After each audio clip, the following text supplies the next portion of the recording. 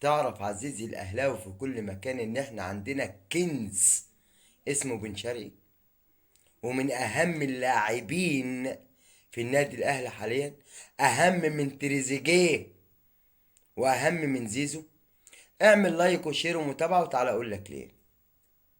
اعمل لايك وشير ومتابعة. أصل أنا شايف إن محدش بيعمل لايك وشير ومتابعة غير على فيديوهات النسوانات بس. أما فيديوهات الكرة اللي بتكلم عنها، اللي أنا في الأصل بحب إن أنا أتكلم في الكرة أساسا، محدش بيعمل لايكات. ما علينا. عملت لايك، تعال اقول لك ليه يا صديقي العزيز.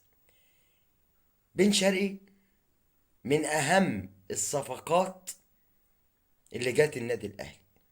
كان المفترض ان بن شرقي اساسا سايب ناديه ومتفق ومخلص مع نادي الزمالك، وده هيكون ان دل عن شيء يدل ان اسوأ قرار اخده مجلس ادارة نادي الزمالك، ومن اسعد القرارات في نفس ذات الوقت، ان هم مطلوا وعلقوا بن شرقي لحد الاهلي ما خطف هذا الكنز.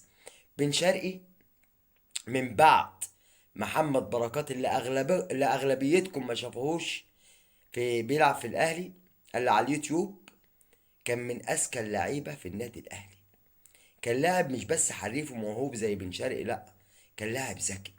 اما صاحبة السعادة كانت مستضيفة مانويل جوزيه، فسألته: مين اهم لاعب عندك في التشكيلة في النادي الاهلي؟ كلنا كنا فاكرين في الوقت ده هيكون رد مانويل جوزيه محمد ابو تريكة الماجيكو امير القلوب طبعا. محدش يختلف ان ابو تريكة من احسن صناع اللعب في تاريخ النادي الاهلي، بل في تاريخ افريقيا، بل في تاريخ الوطن العربي. ابو تريكة ده كان ساحر في الملعب. ده اللي ما شافش ابو تريكة في الملعب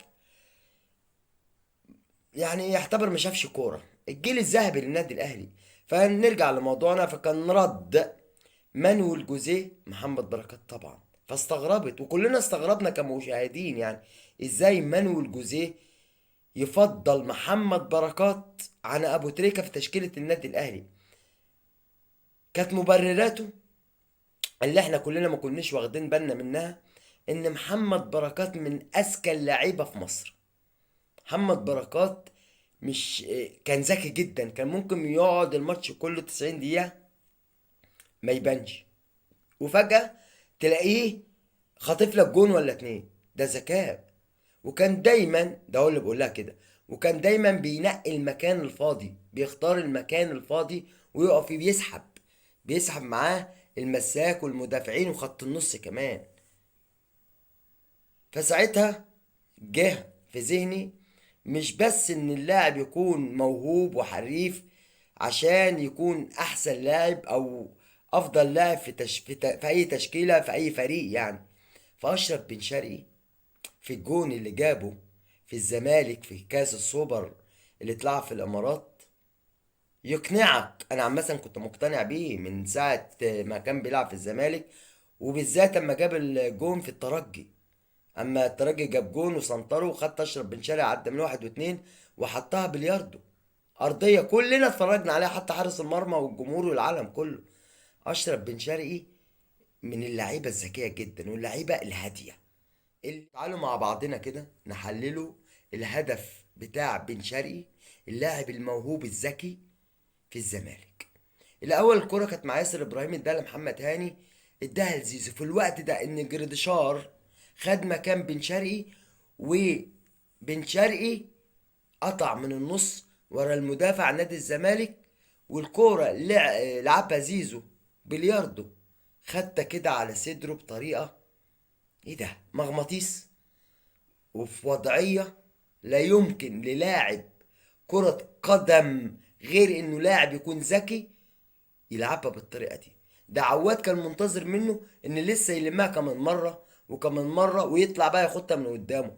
لم، وبطريقه، وجسمه مش معدول ورجليه مش معدوله، عوج وش رجله، ثبت عواد وثبتنا كلنا. بن شرقي اهم صفقه في نادي الزمالك، في نادي الاهلي سوري.